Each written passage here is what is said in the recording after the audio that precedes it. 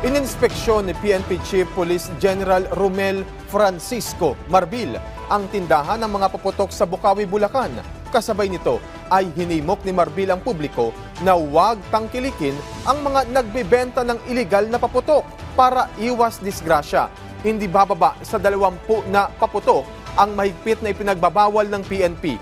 Kabilang dito ang Kabase, Kuiton Bomb, Coke in Can, Atomic, Giant Atomic, Goodbye Philippines, Goodbye Chismosa, Pla Pla, Christine, Karina Bin Laden, Tuna, Piccolo, Ulysses, Yolanda, King Kong at Pipito. Samantala, magpasaklolo na sa PNP ang Philippine Fireworks Association. Ito'y matapos maglipa na online ang talamak na bentahan ng iligal na paputok. Tuloy-tuloy naman ang isinasagawang cyber patrolling ng PNP Anti-Cybercrime Group para ma-take down ang mga website o Facebook page na nag-aalok ng mga paputok